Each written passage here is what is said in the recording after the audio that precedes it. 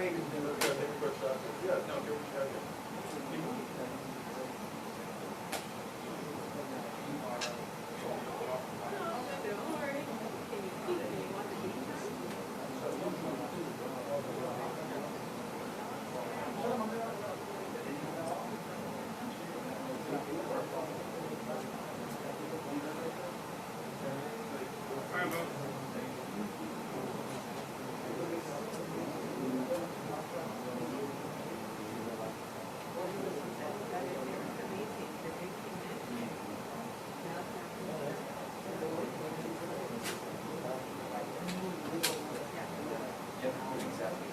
everybody have their phones on silent? Yep, we getting started?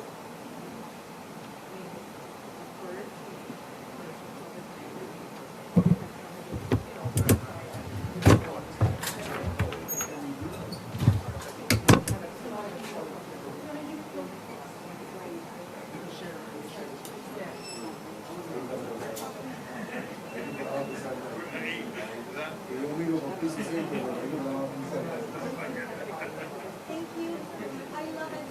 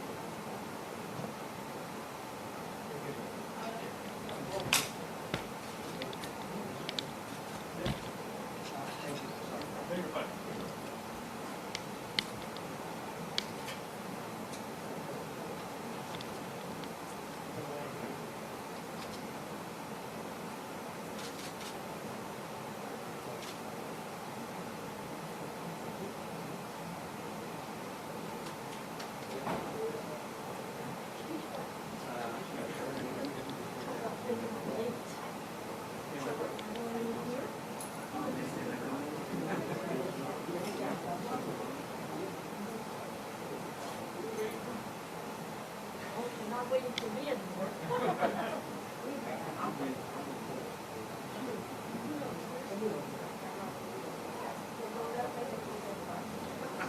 So everybody's phones are on silent, and mic check 1 2. Everything's working out.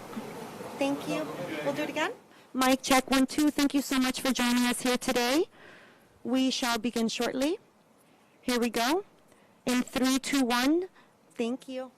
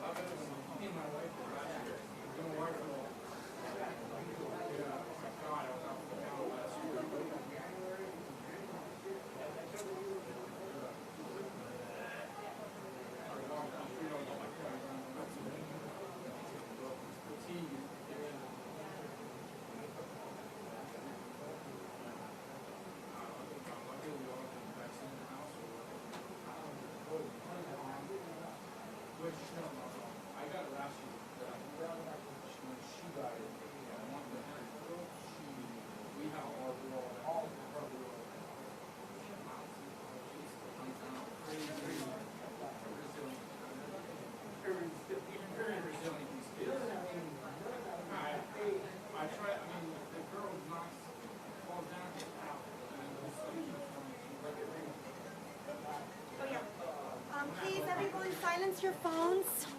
Just make sure again. Good afternoon, everyone. We're asking everyone to silence their phones, please. Please silence your phones.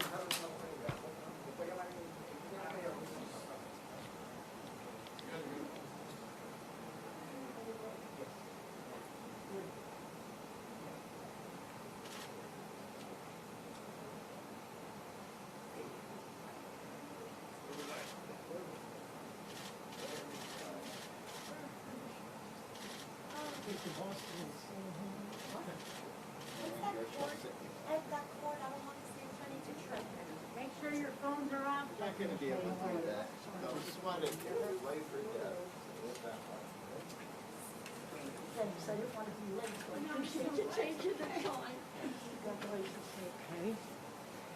And you get your water. Sally and Daniela on my right. Where would you like me? Right or left? Where would you like? You'll come on this side. Okay, you two stand Where here. would you like me? Not that one. Daddy, don't go too far. This is your pen, if you Thank you. out of your purse. Okay. I probably go like this a lot. Okay. Just in case I don't want you to. We can try to get some of you, yeah, so that we have at least a little bit of social distancing. That would be great. A little social distancing. Hello.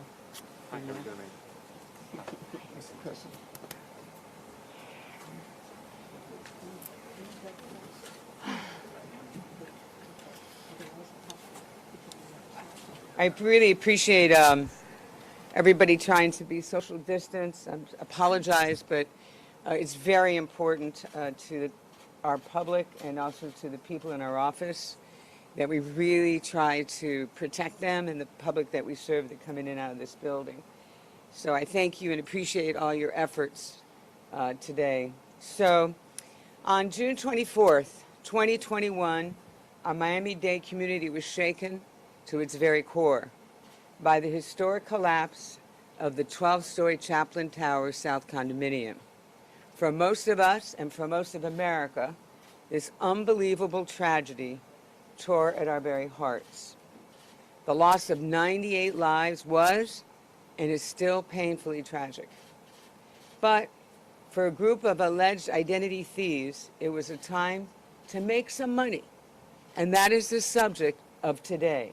It's about identity theft. Joining me today are many who need no introduction. I'd like to start with our very distinguished mayor, Daniela Levine Cava, who was masterful in navigating this really horrible disaster. Our Miami-Dade County, our one and only, our Sally Heyman, who continues to this day to be a beacon of passion. Senator Jason Pizzo is there. He's over there on the outskirts, but let me tell you, he was in the thick of this. And he's always been a person of great compassion and a true believer in how he can help those that are so vulnerable. Appreciate you being here, Senator. We also have our U.S. Postal Inspector in charge, Joe Cronin. He's fairly new to our community, but we're very grateful that he's here. Thank you. They have always been, postal inspectors always been a great partner of ours in law enforcement. We also have another great partner, the Secret Service. I have to say that they were particularly helpful in helping us get with the GPS tracking devices. And again, we thank you. That we have our Deputy Special Agent in charge here is Phil. We also have the Chief of Aventura Police Department, Chief Brian Pegas, who led, along with Surfside and Metro-Dade Police Department, this operation, along with our federal partners, Chief. You and your department always do a great job, as does yours and yours in Surfside. And of course, he's right behind me, but Fernand Charles from Metro-Dade, we thank you always for your support and your assistance. We also want to recognize Major Michael Bentolila, I hope I pronounced that correctly, Detective Ken Seeley, Detective Sandra Marquez, who did an outstanding job. By the way, the detectives are not here today, right now, because they're doing what we need them to be doing. They're out there working, and they executed the arrest warrants this morning. We also want to recognize the Surfside's acting chief captain, John Healy, Captain Antonia Marciante, Sergeant Marianne Cruz, who I understand was very integral. She's here in the room with us back there. Thank you very much, Sergeant. Detective Andres Mendoza was critical, one of the detectives that's on the actual arrest warrant. From Metro Dade Police Department, I already mentioned Major Fernand Charles. We want to thank Chief Richard Amion, P.I. Argemis Colomb, and of course, I got to recognize our director, your director, Freddie Ramirez, who always does an incredible job for this community and law enforcement.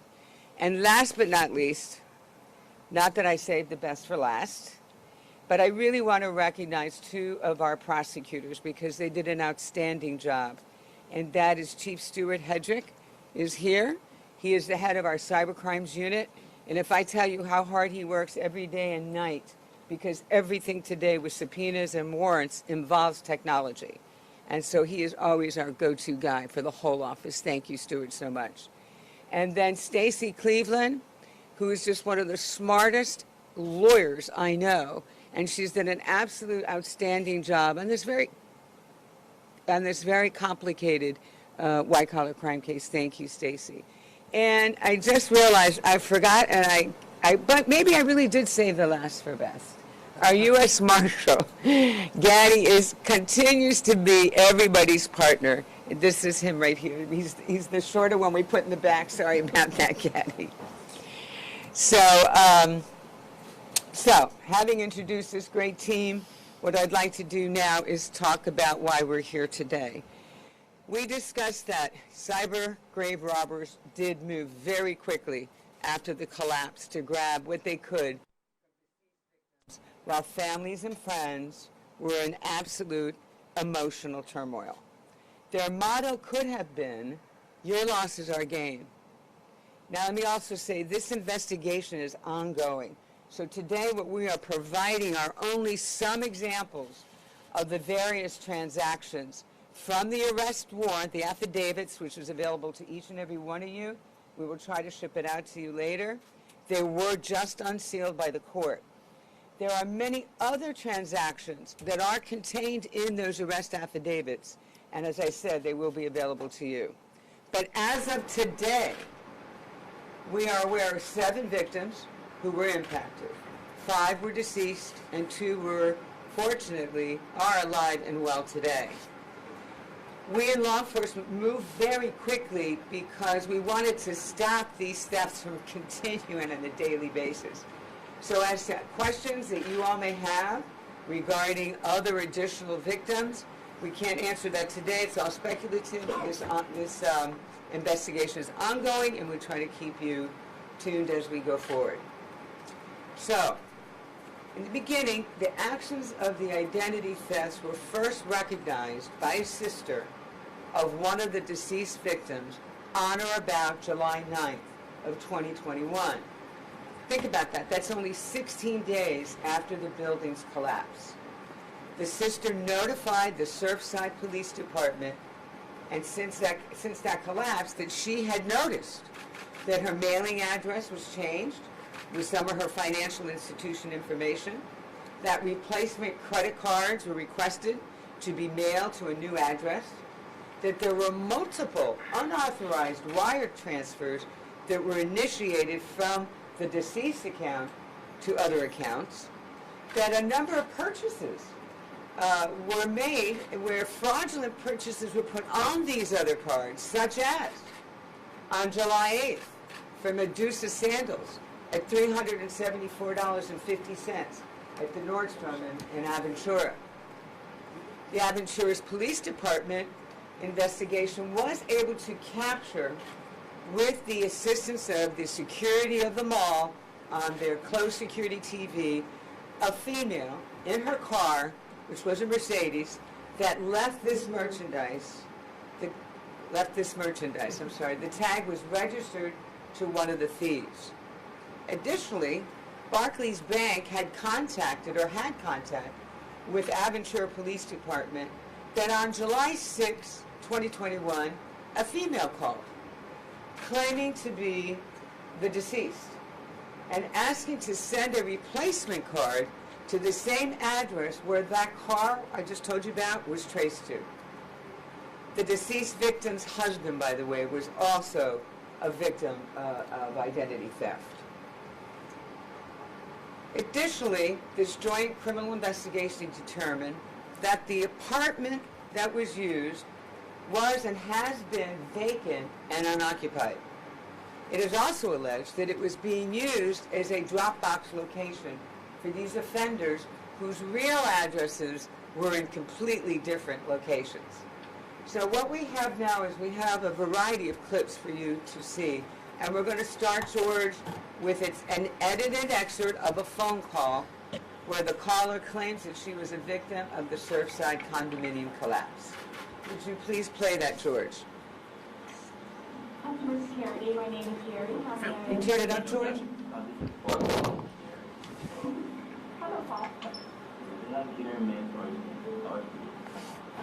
And you're speaking to Ortiz? Oh, yeah. Okay, you can go ahead and bring on the line. Thank you. All right, go ahead. Thank you. Turn it up, George. Okay, hi there, Ms. Ortiz. My name is Jerry in the security department with your Barclays View MasterCard. And, so there's just some information I need to verify. And then there's a transaction that was attempted at a Walgreens today. Were you trying to use your card today, ma'am? Yes, I was trying to get my medication and also some supplies. Okay. All right, so I do apologize that was being held up here. So I also need to verify, did you request a new card on the 6th of July? Yes, because I was a victim of the towers that just collapsed, the Surfside, and all my persons were in there. So, Oh my gosh, sorry about that. Oh my goodness. Okay. Oh, okay. Let me go ahead and get you cleared up here, and then your card will work going forward. Can I have your name?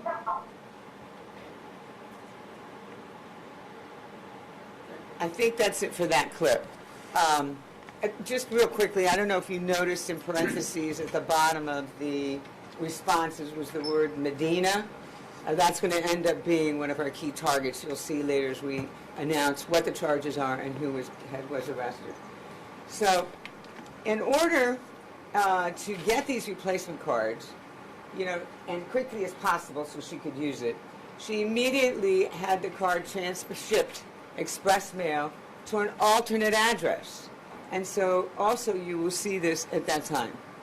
So we'll play, George, if you would please, play the next audio clip. Can I have your name? And can you turn it up, George? Can I have the last four of your social and date of birth? It says does. Okay. Thank you. One moment. All right, Ms. Ortiz, did you have her to Barclays View MasterCard? How can you assist? Yes, I wanted to get my card shipped to me, to the previous address. Okay, I'm sorry. You would like to get a new card to be sent to an alternate address? Yes. Okay, and can you mail me out a pin to as well? Yes, you can do it now, but you can only do it once you already receive the card. So yes, ma'am, I'm ready for the alternate address where we will be sending this card to. Okay, 300 Northeast First Court, that's the number 1, and then AC Court, apartment 101. So to clarify, that's 300 Northeast First Court, apartment 101, and then what is the city? Hallandale, Hallandale, Florida, 33009. Ms. Ortiz, you'll be receiving the card in the mail within, you'll be getting the card tomorrow.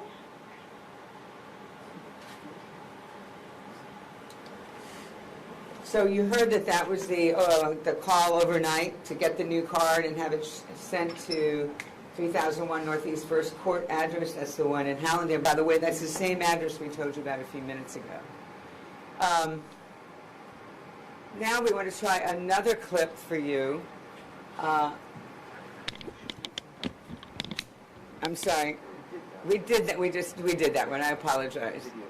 So what we have next is a video clip, because what you'll see is the video clip will show that these credit cards that you just saw, those are just examples. There are lots and lots of them, lots of phone calls. But what you'll see is they immediately went into use. They immediately started buying. So as I can tell you that between July 7th and 9th, just in those 2 days, there were 28 attempted transactions, including at an ATM at the Aventura Mall, which was also, by the way, caught on closed-circuit TV, and then at a Christian Louboutin in Miami's Design District. And then our main suspect also purchased a black Versace purse valued at $1,658.50 at the Versace store in the Design District, again, using the deceased woman's account. On July 22nd, 2021, so it's just several days later, our main suspect, using a different Chaplain Towers victim's account and carrying her new distinctive Versace purse, went to Bloomingdale's and charged $2,500 at Bloomingdale's in Aventura Mall. And we are now going to play that clip for you, George. That's the video clip, please, George. We've also, we may play this back, but...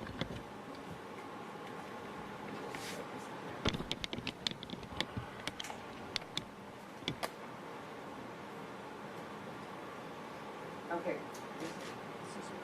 This is the main target, main suspect right there. You see the, inside that yellow, they tried to highlight it for you, is the actual Versace bag that I just told you about she had purchased several days before.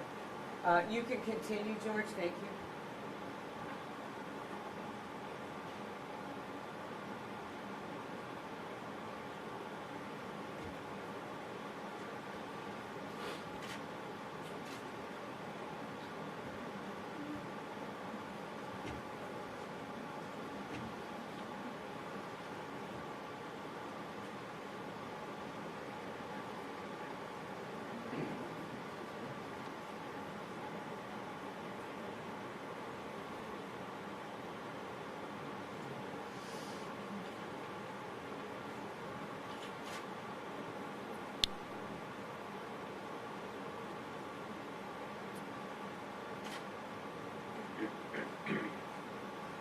And off she goes.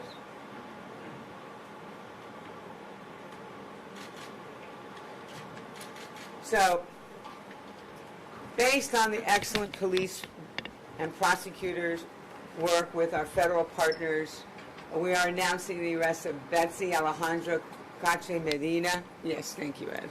Sorry, Sally. We'll try to not put it in. Kimberly Michelle Johnson, Rodney Schute, I think I'm pronouncing it correctly, I hope so. And among the charges that they face are organized scheme to defraud, identity theft, trafficking in credit cards, use of counterfeit and fictitious ID. And the bond for these defendants have been set at $1 million for Medina, $500,000 for Johnson, and $430,000 for Schute. This investigation has also shown that these individuals appear to be very skilled identity thieves. They're professionals. Except for their names, almost nothing else about them seems to be true. For example, they use multiple addresses where they have not, nor have they ever been living at. They use a type of Dropbox location that is very common tactic of subjects engaged in fraud-related crimes. The suspects select vacant apartments with a mailbox that they can easily access. That's exactly what they did. They use that address to receive the related mail to all of their schemes and also to help protect their true residential location. For instance, the car that I mentioned to you that was caught in the mall was registered to Betsy Alejandro Cache Medina. It went to a vacant address in Hallidale. When she actually leases her real residence is somewhere else in the Miami-Dade County area. Medina provided a copy of a counterfeit Social Security card